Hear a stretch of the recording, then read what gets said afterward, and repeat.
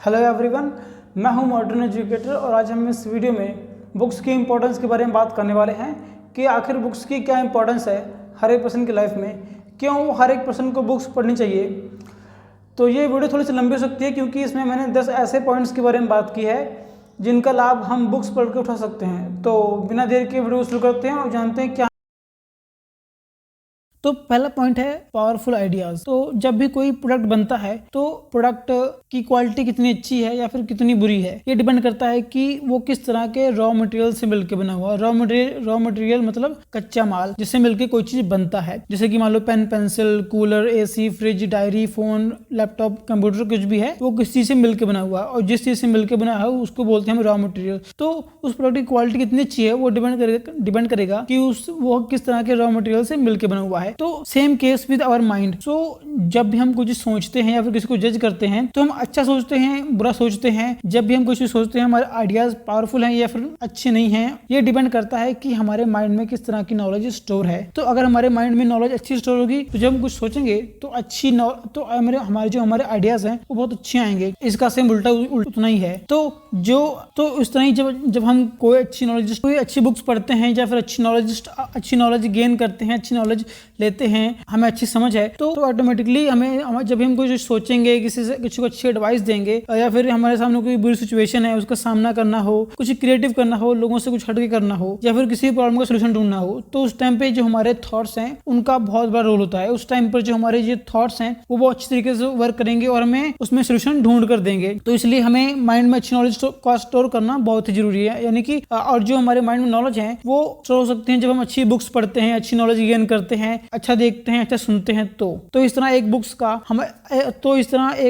Book powerful ideas को लाने में वो बहुत ज्यादा कारगर साबित हो सकती है। बढ़ते हैं अगले पॉइंट की तरफ जो कि है न्यू एक्सपीरियंसेस। तो जब हम छोटे बच्चे थे हम सब लोगों ने साइकिल चलाना सीखा होगा और हुआ ये है कि हम गिरे भी होंगे, हमें चोट भी लगी होगी और एंड रिजल्ट ये हुआ होगा कि हमको साइकिल चलानी आने लगी होगी। और आज देखिए हमारे लिए साइकिल चलाना कितना आसान है। तो जब हम आज किसी अपने छोटे भाई बहन को, कजन को या फिर किसी नेबर के बच्चे को साइकिल चलाने सिखाते हैं तो उसको हम एडवाइस देते हैं कि अगर तुम्हें एक बार गिर गए ना तो तुम्हें चोट लगेगी और तुम्हारा डर निकल जाएगा और तुमको साइकिल चलानी आने लग जाएगी। हम इस तरह उसको एडवाइस देते हैं। अच्छा, हम इस तरह की एडवाइस क्यों देते हैं? क्योंकि हमें उस चीज का एक्सपीरियंस है। उसी तरह ही इस बुक के राइटर को हमसे ज्यादा एक्सपीरियंस है। तो वो अपनी जो एक्सपीरियंस है, जो उसने अपनी लाइफ में एक्सपीरियंस किया, वो एक किताब में लिखता है ताकि लोग इसको पढ़ सकें और वो गलती करने से बच सकें जो उस राइटर ने की थी और इस तरह वो अपना कीमती समय बचा सके। तो बुक्स पढ़कर हम उस एक्सपीरियंस को अपनी लाइफ में इंप्लीमेंट कर सकते हैं और वो गलती करने से बच सकते हैं जो उस बुक के राइटर ने की है। इस तरह जो हमारा कीमती समय है उसको हम बचा सकते हैं। नेक्स्ट पॉइंट है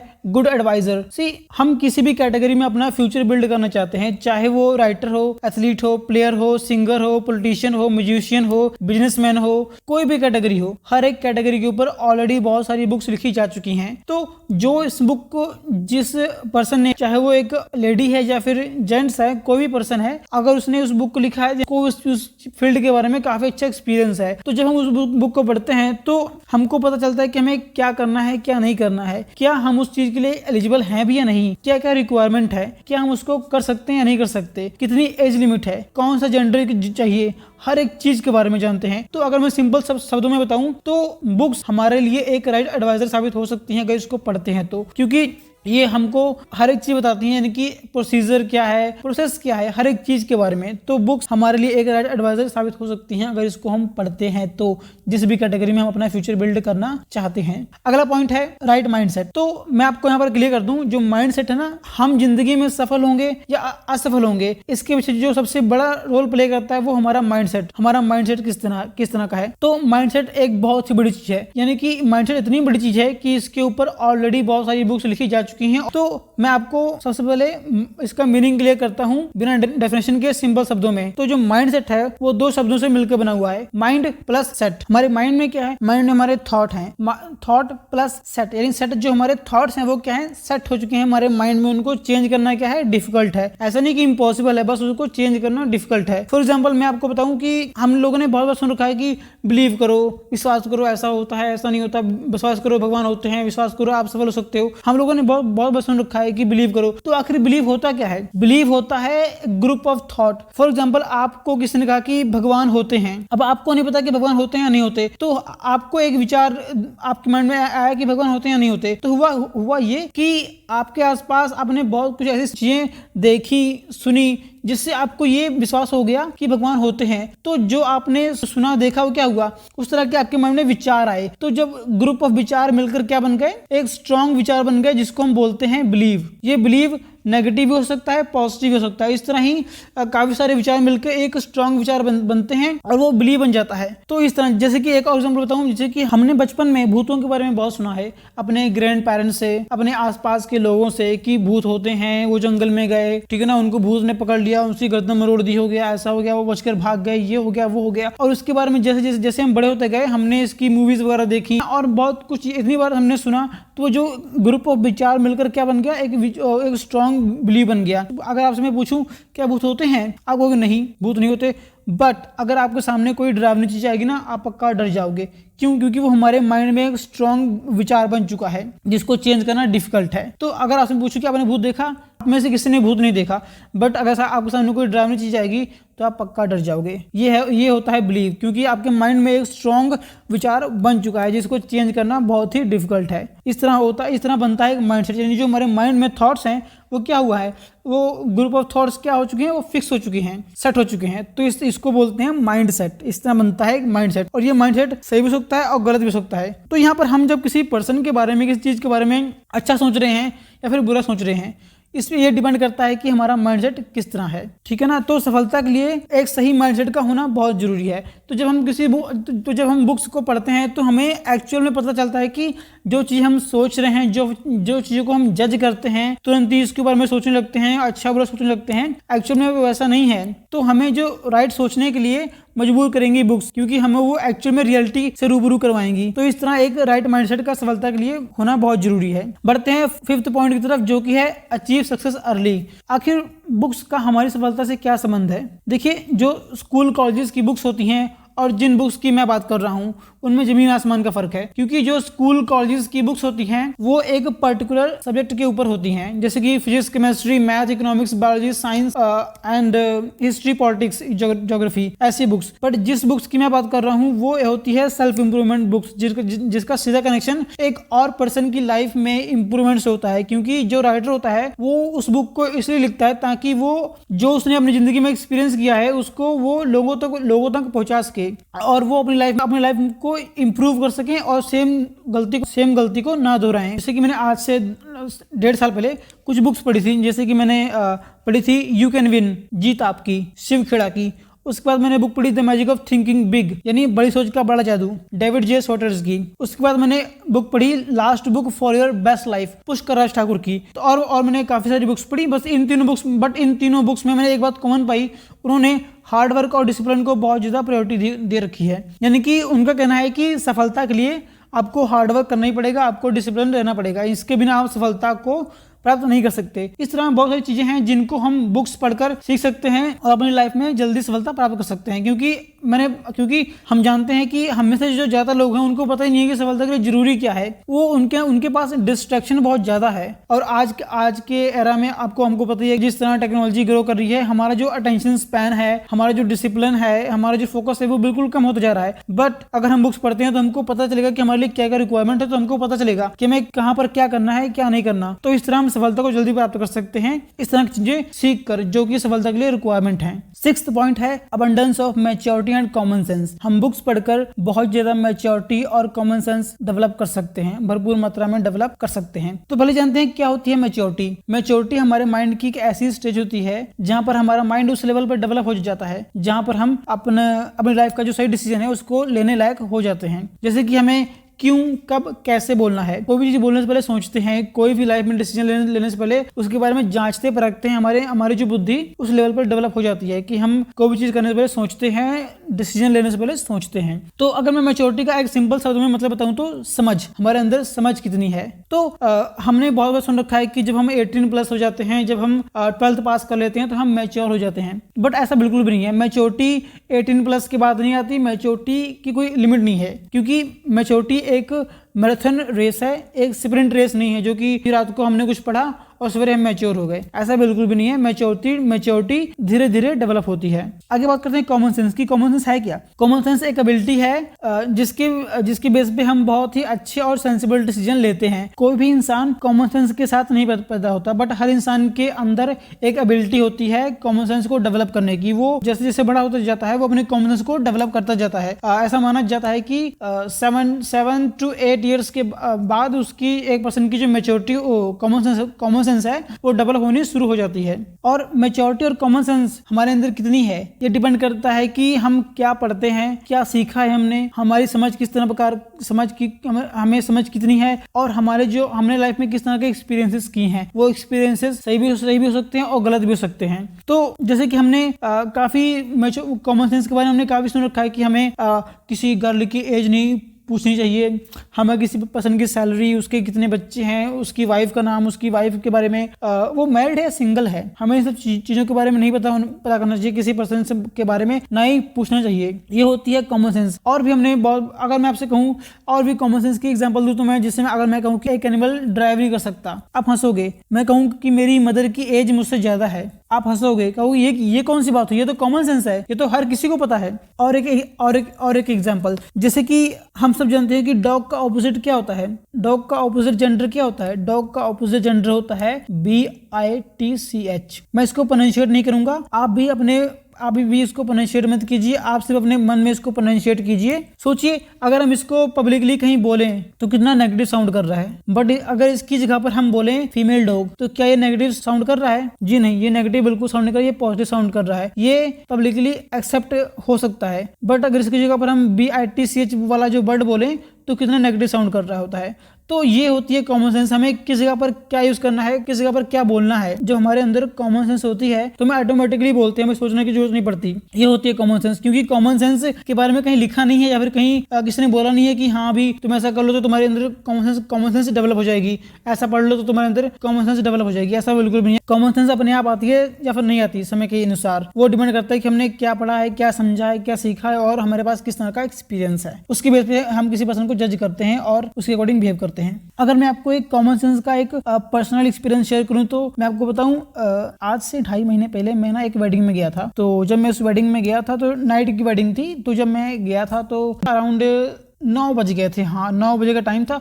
तो जब मैं डिनर कर रहा था तो मेरे बगल में ही एक भाई बहन थे, वो भी डिनर कर रहे थे, वो भी कुछ खा रहे थे, तो बातें वगैरह कर रहे थे वो भी। तो अचानक ही जो उस लड़की का भाई था उसने अचानक ही अपनी बहन को कहा कि दीदी आपकी सलवार फटी हुई है। तो वो जो लड़की है वो देखने लग गई कि क्या हो गया भाई, क्या हो गया। तो मैं जब बगल में खड़ा था, जब मैंने तो सुना तो मुझे बहुत ही खराब लगा। अगर उस लड़की की जगह पर मैं होता तो मैं ऐसा ना बोलता, बल्कि मैं ऐसा बोलता कि आपका कपड़ा फटा हुआ है। सोचिए जब हम सलवार वर्ड यूज करते हैं तो कितना ऑकवर्ड, कितना नेगेटिव साउंड करता है, बट अगर उसकी जगह पर हम कपड़ा वर्ड यूज करते हैं तो कितना पॉजिटिव साउंड करता है। इसको पब्लिक में हम बोल सकते हैं, हर बार इसको एक्सेप्ट कर लेगा, किसी को बुरा नहीं लगेगा, बट उसकी जगह पर जो दूसरा वाला वर्ड बोलते हैं तो कितना नेगेटिव साउंड करेगा। यही होती है मैच्योरिटी और कॉमन सेंस।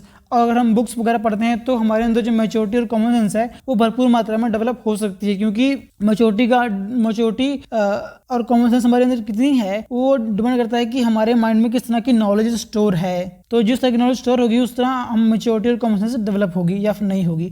तो इस तरह बुक्स का हमारी मैच्योरिटी और कॉमन सेंस को डेवलप करने में बहुत ही बड़ा रोल है। बुक्स की पावर को बिल्कुल भी अंडर एस्टिमेट नहीं कर सकते। 7th पॉइंट है हेल्दी डाइट। हमारी फिजिकल बॉडी कैसी है या फिर कैसी होगी ये डिपेंड करता है कि हम किस तरह की डाइट लेते हैं। हम अपनी फिजिकल बॉडी को हेल्दी बनाने के लिए बहुत तरह की डाइट लेते हैं, जैसे कि हम वेजिटेबल्स खाते हैं, फ्रूट्स खाते हैं, जूस लेते हैं और हेल्दी फूड खाते हैं। But what about mental health? Mental health के लिए हम किस तरह की डाइट लें? आखिर डाइट हमारे माइंड में, हम फिजिकल हेल्थ के लिए डाइट तो अपने मुंह से खाते हैं, बट हमारी मेंटल हेल्थ के लिए क्या? मेंटल हेल्थ के लिए हमारी डाइट अगर है भी तो उसको कैसे हमारे माइंड में कैसे जाएगी? वो आखिर डाइट है तो है क्या डाइट? तो जो हमारे माइंड में जो नॉलेज आती है वो जाती है हमारी 5 ज्ञान इंद्रियों की मदद से। उससे पहले मैं आपको बता दूं, हमारी बॉडी के 2 पार्ट्स होते हैं, एक गर्दन के नीचे वाला जिसको हम बोलते हैं फिजिकल बॉडी, और एक गर्दन के ऊपर वाला जिसको बोलते हैं मेंटल बॉडी या फिर मेंटल हेल्थ। तो हमारे जो फिजिकल बॉडी बॉडी है उसके लिए तो जो हम खाना मुंह से खाते हैं और डाइट वगैरह हमको पता ही है क्या है, ठीक है ना। तो जो गर्दन के ऊपर वाला जिसको बोलते हैं मेंटल हेल्थ, उसके लिए डाइट क्या है? उसके लिए डाइट है अच्छी नॉलेज। अच्छी नॉलेज यानी कि अच्छी नॉलेज और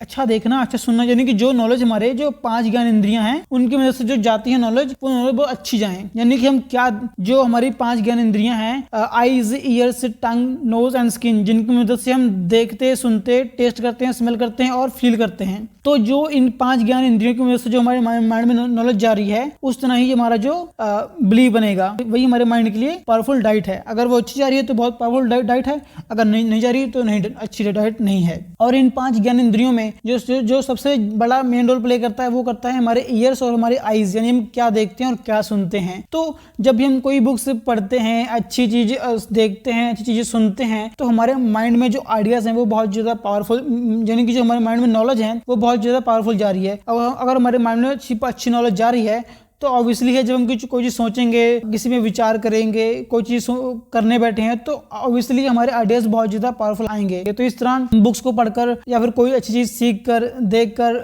सुनकर अपने माइंड को अच्छी डाइट दे सकते हैं। और जितना हमारा माइंड अच्छी तरह वर्क करेगा, उतनी अच्छी हमारी फिजिकल बॉडी भी होगी। अगर हमारी मेंटल हेल्थ अच्छी नहीं है तो हमारी फिजिकल हेल्थ की कोई गारंटी नहीं है कि वो भी अच्छी हो। इस तरह हमें अपनी मेंटल डाइट को अच्छा रखने के लिए कुछ अच्छा पढ़ना ही होगा, अच्छा कुछ नॉलेज गेन करनी होगी। तो मुझे लगता है बुक्स एक अच्छा सोर्स है अपनी मेंटल डाइट के लिए। 8th पॉइंट है एक्चुअल रियलिटी। बुक्स पढ़ने से होता यह है कि हमें एक्चुअल रियलिटी का पता चलता है कि असल में सच्चाई है क्या, क्योंकि हमने ना चीजों को अपने टेस्ट के अकॉर्डिंग, अपने एक्सपीरियंस के अकॉर्डिंग प्रायोरिटी दे रखी है। जैसे कि मैं आपको फॉर एग्जांपल मैं बताऊं, पिज्जा, बर्गर, न्यूडल, मोमोज खाने बहुत अच्छे लगते हैं। क्यों? क्योंकि दे आर वेरी टेस्टी, क्योंकि वो बहुत ज्यादा टेस्टी हैं। अब जरूरी नहीं है कि जो चीजें बहुत ज्यादा टेस्टी हैं वो हमारे लिए अच्छी ही हों, वो खराब भी हो सकती हैं। उन सब चीजों को टेस्ट बनाया इसलिए जाता है ताकि उसको हम खा सकें, उसकी सेलिंग हो सके। बट बिल्कुल भी जरूरी नहीं है कि जो चीज टेस्टी हो वो हमारे लिए बहुत अच्छी भी हो, क्योंकि हमारी जो लाइफ है ना, इन जो टेस्टी चीजें हैं ना, इनके पीछे घूमती रह जाती है और जब हमें पता चलता है तो बहुत देर हो जाती है। तो जब हम बुक्स वगैरह पढ़ते हैं, अच्छी चीजें सुनते हैं, समझते हैं, तो हमारा माइंड डेवलप करता है, हम मैच्योरिटी हमारे अंदर आती है, हमको पता चलता है कि एक्चुअल में रियलिटी है क्या, जिसके पीछे हम भाग रहे हैं वो सिर्फ एक टेस्ट है और कुछ भी नहीं है। ऐसी बहुत सारी चीजें हैं हमारे समाज में जिनके पीछे हम भागते हैं, बट क्या वो एक्चुअल में रियलिटी है? जी नहीं, वो सिर्फ एक टेस्ट है, इसके अलावा कुछ भी नहीं है। तो इस तरह हम बुक्स पढ़कर अपनी जो एक्चुअल रियलिटी है उसको जान सकते हैं और अपना जो कीमती समय है उसको वेस्ट करने से बचा सकते हैं और उसको कहीं और इंप्लीमेंट करके लाइफ में ग्रोथ हासिल कर सकते हैं। 9th पॉइंट है, और 9th पॉइंट जो कि बहुत ही इंपॉर्टेंट पॉइंट है, और वो है पर्सनालिटी डेवलपमेंट। क्योंकि हम बुक्स पढ़ते हैं तो हमारे अंदर मैच्योरिटी है, हमारी लाइफ में एक गोल है और हम अपने गोल को पाने के लिए हार्ड वर्क करते हैं और हमारी लाइफ में डिसिप्लिन भी है, नॉलेज भी हमारे अंदर अच्छी गेन हो रही है और हम पॉजिटिव सोचते हैं अपने बारे में और लोगों के बारे में। तो इससे ये होता है कि हमारी जो पर्सनैलिटी है वो ऑटोमेटिकली बहुत ज़्यादा अट्रैक्टिव होती है, क्योंकि अट्रैक्टिव पर्सनैलिटी बनाने की जो चीज़ों की रिक्वायरमेंट है वो चीज़ें हमारे पास हैं, तो हमारी पर्सनैलिटी काफ़ी ज़्यादा अट्रैक्टिव होती है। और एक अट्रैक्टिव पर्सनालिटी से हर कोई बात करना चाहता है, हर कोई उसके कांटेक्ट में रहना चाहता है, हर कोई उससे फ्रेंडशिप करना चाहता है। तो वो दिन दूर नहीं जब आप भी, हम भी वो पर्सन होंगे जिसकी पर्सनालिटी बहुत ज़्यादा अट्रैक्टिव है अगर हम बुक्स को पढ़ते हैं। तो इसका ये एक बहुत ही ज़्यादा प्लस पॉइंट है। तो हम, और आई होप कि